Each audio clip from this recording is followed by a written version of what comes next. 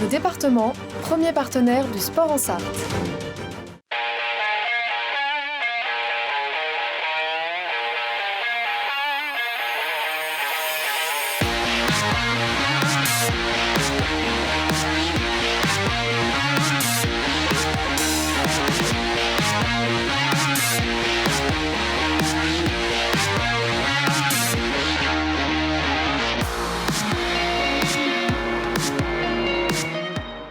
Bonsoir à tous et bienvenue sur LMTV Sarthe, vous êtes dans 72 Sport, votre émission de sport hebdomadaire. On commence tout de suite avec le sommaire.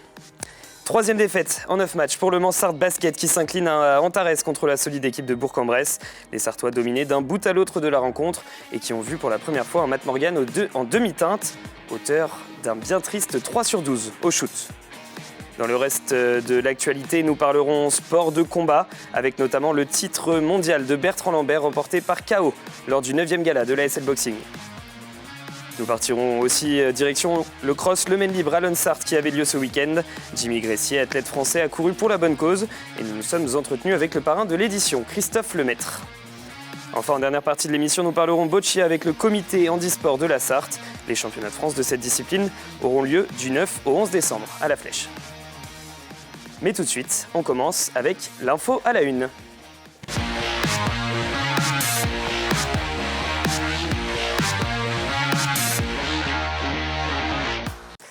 Et donc cette info à la une, c'est la défaite de 3 points du MSB contre Bourg-en-Bresse. Nous sommes avec Romain Quiette pour en parler. Bonsoir Romain. Bonsoir Colin.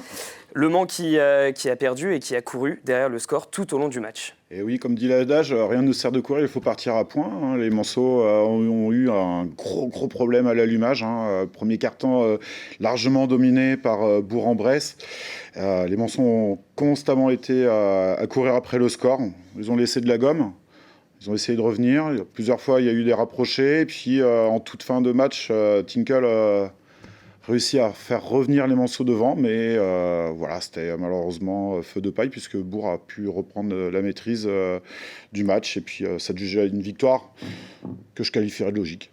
Et puis vous le disiez, il y a eu des bons moments pour les Manceaux. Il y a eu des moments où ils se sont rapprochés et où même ils ont cru en la victoire. On écoute tout de suite William Snaras, le capitaine du MSB, au micro d'Amoun Shamsuddin. Ouais, c'est frustrant, surtout étant donné qu'on a laissé passer un peu, on a loupé des chances de remporter le match sur la fin. Mais il faut qu'on retienne une leçon parce que la façon dont on a débuté le match et tout n'est pas bonne. Et puis l'adresse qui a été fuyante pour les Sartois. J'ai noté un 7 sur 22 à 3 points et puis 55% à 2 points. Comment est-ce qu'on peut expliquer ça ? Alors, on peut l'expliquer par déjà la très belle défense de Bourg-en-Bresse qui s'est relayée pour perturber Matt Morgan. Peut-être dans un jour sans, mais vraiment la défense de Bourg-en-Bresse avec Benitez, Julien, Floyd a perturbé le scoreur sartois. Et puis le manque de rythme. Voilà, l'adresse c'est fluctuant et si vous n'avez pas de rythme, vous avez plus de chances de rater vos tirs tout simplement.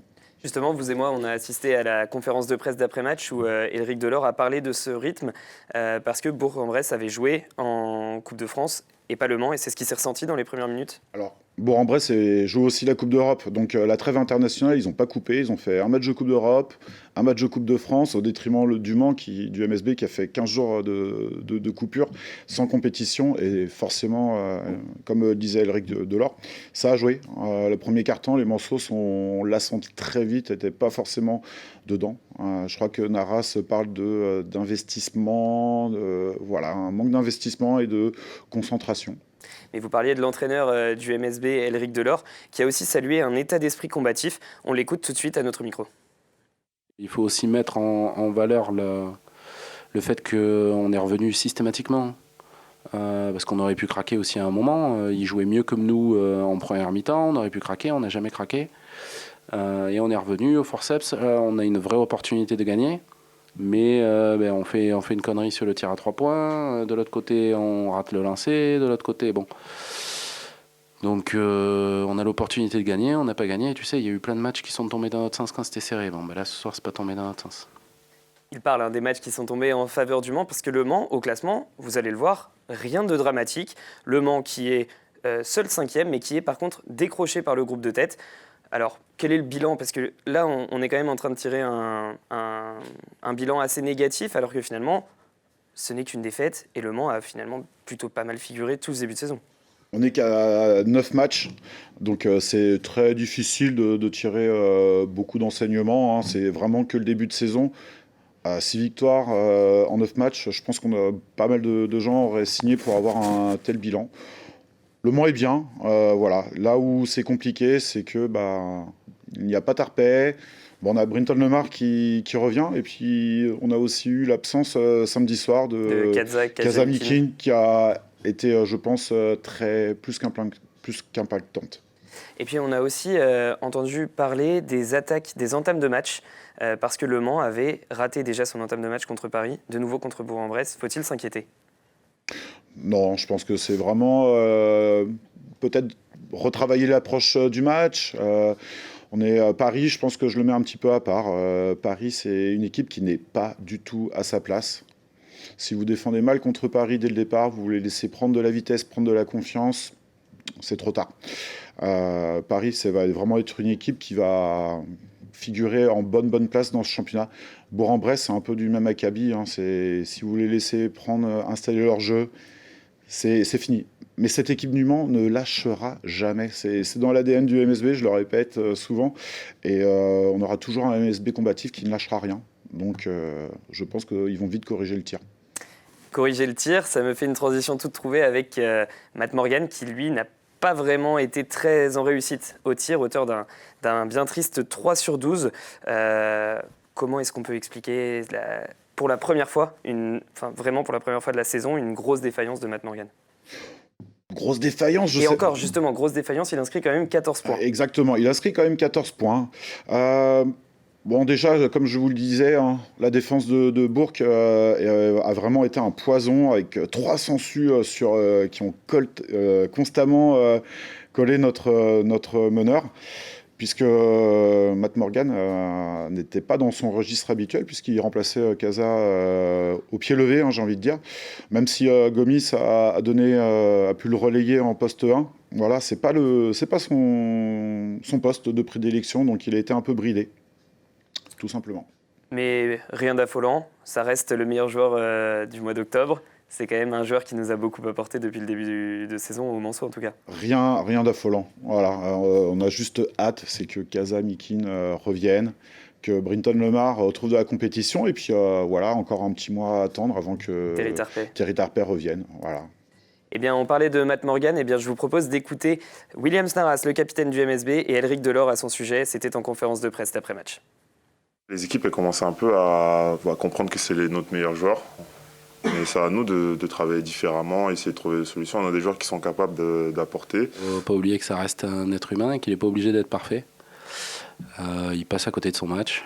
Je pense qu'il a pris des tirs trop rapides. Il n'aurait pas dû sur plusieurs moments. Et en plus, il n'était pas efficace, mais je pense qu'il essayait de se rassurer aussi. Et puis, il voulait briller parce qu'on avait besoin de lui en attaque et devant le public. Donc, je pense qu'il y a beaucoup de choses, qui se passent. Et puis, il est beaucoup utilisé. Donc, à un moment, il faut souffler. Hein. Vous avez vu, hein, les mots au début sont très durs envers Matt Morgan. Les mots d'Elric Delors, c'est « il a raté son match ». Vous, c'est pas vraiment le constat que vous en faites? Non, on attend forcément plus d'un joueur comme Matt Morgan.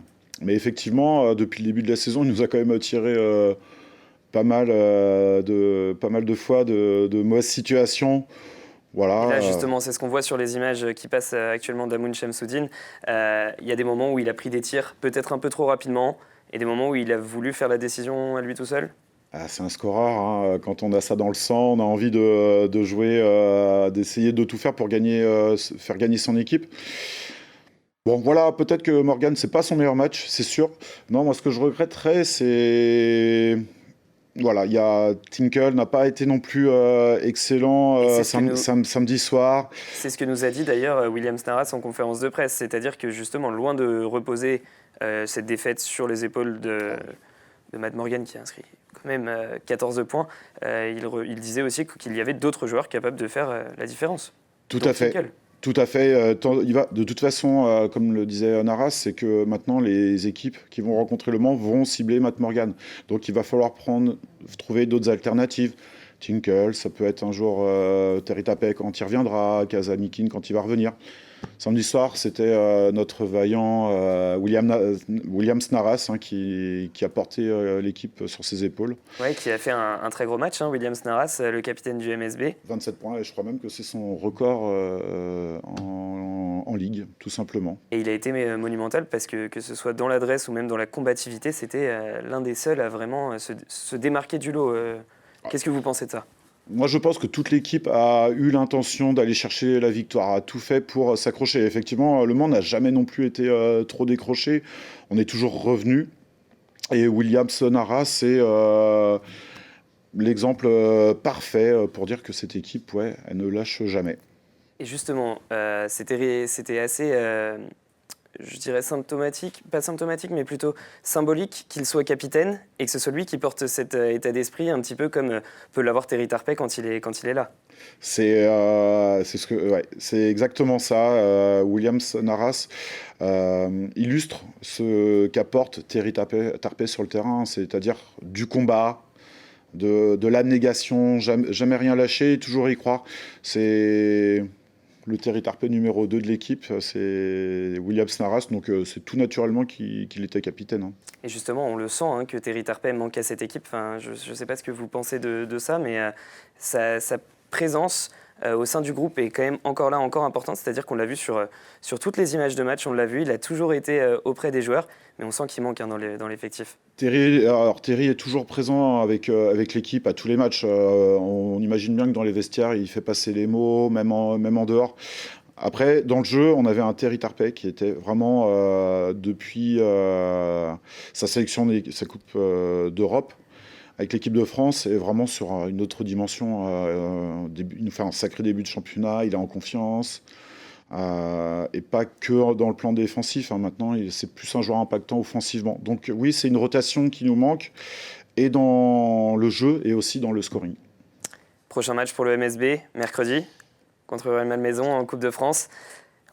Qu'est-ce qu'on peut espérer une victoire. On doit espérer une victoire.